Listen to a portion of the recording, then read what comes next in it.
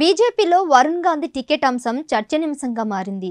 Sitting ఎంపీగా ఉన్న ఆయనకు షాక్ ఇచ్చిన కమలం పార్టీ ఫిలిపిత్ నుంచి మంత్రి జితిన్ ప్రసాద్ను ఎన్నికల బరిలో నిలిపింది. దీంతో పార్టీ తీర్పుపై వరుణ్ గాంధీ గురుగా ఉన్నారు. వచ్చే లోక్సభ ఎన్నికల్లో ఇండిపెండెంట్గా పోటీ చేయాలని భావిస్తున్నారు.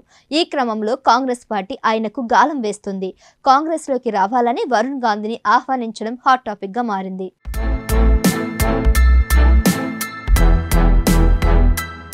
యూపీ బీజేపీలో మేనకా గాంధీ, వరుణ్ గాంధీలు కీలక నేతలు.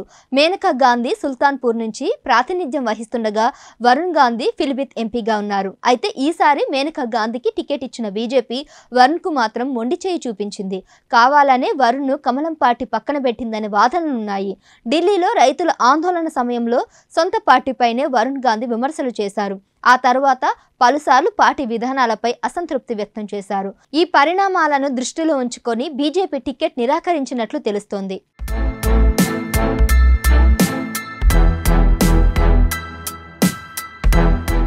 బీజేపీ టికెట్ ఇవ్వకపోతే స్వతంత్రంగా పోటీ చేస్తానని వరుణ్ గాంధీ గతంలోనే ప్రకటించారు.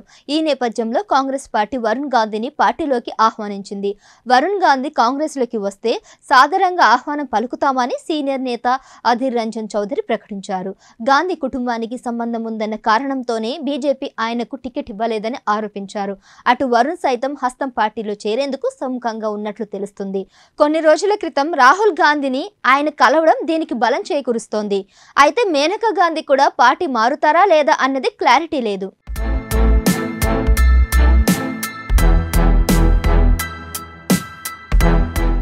గతంలో తన తండ్రి సంజయ్ గాంధీ ప్రాతినిధ్యం వహించిన ఆమేథీ నుంచి వరుణ్ గాంధీ పోటీ చేసే అవకాశాలు లేకపోలేదు. ఇంతకుముందు ఈ స్థానం నుంచి రాహుల్ గాంధీ పోటీ చేయగా 2019లో ఓడిపోయారు. ఈసారి మళ్ళీ అక్కడి నుంచి పోటీ చేసేందుకు రాహుల్ విముఖత చూపుతున్నారు. ఒకవేళ వరుణ్ కాంగ్రెస్ పార్టీలో చేరితే ఆయన్ని ఆమేథీ నుంచి బరిలో నిలిపే అవకాశం ఉంది.